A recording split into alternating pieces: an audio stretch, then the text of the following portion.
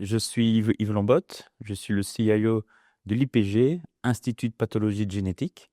L'IPG, c'est un centre de diagnostic intégré parce on a un laboratoire de génétique, un laboratoire de pathologie et on est un des 8 centres de génétique de Belgique.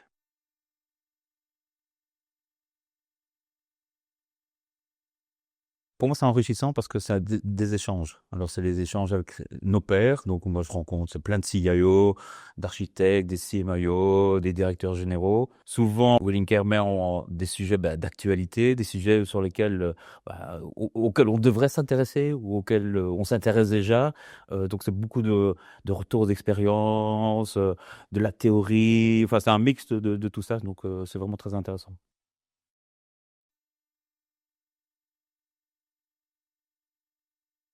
Alors le club, c'est finalement le petit frère, on va dire, de la communauté Wedding Care, parce que le format, c'est une demi-journée sur une thématique souvent un peu plus précise. Et là, c'est vraiment des retours d'expérience sur différents sujets, par exemple mise en place d'un service desk au sein d'un hôpital ou mise en place d'un programme, je sais pas, de gestion d'un quartier opératoire, des choses comme ça. Donc c'est assez intéressant et de nouveau.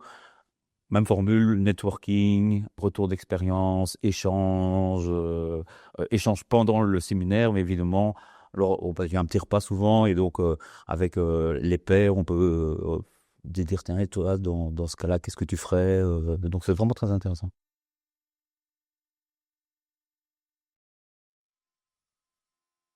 Mais pour nous, c'est la réalité, mais on va dire presque, c'est la réalité. Pourquoi je dis ça?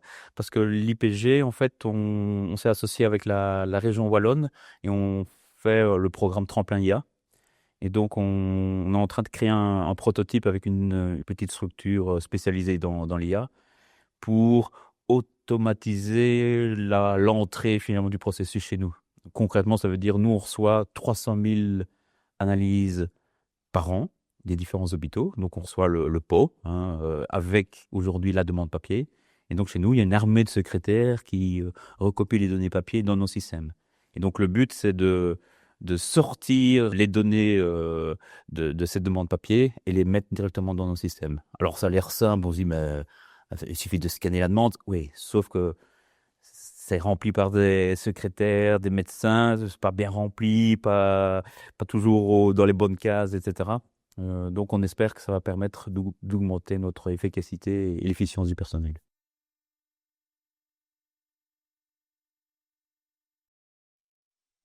Alors c'est une très très bonne question parce que moi qui ne viens pas, je travaille dans le monde hospitalier seulement depuis une dizaine d'années. Ce qui est intéressant à mettre en place, c'est de la gestion de projet dans les structures hospitalières.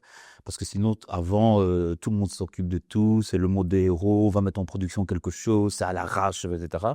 Le fait de mettre ça en mode projet, on définit quelles sont les personnes impliquées, quels sont les décideurs, les personnes qui doivent être là pour faire avancer le projet.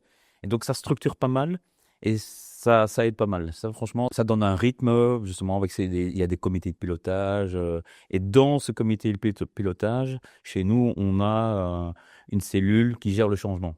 Donc, il va voir les utilisateurs, idéalement avant le projet, ou pré-projet, on va dire ça comme ça, et pendant tout le projet, et pendant la mise en production, et après la mise en production, pour accompagner l'utilisateur. Donc voilà, on met ça en place et ça donne quand même des bons résultats.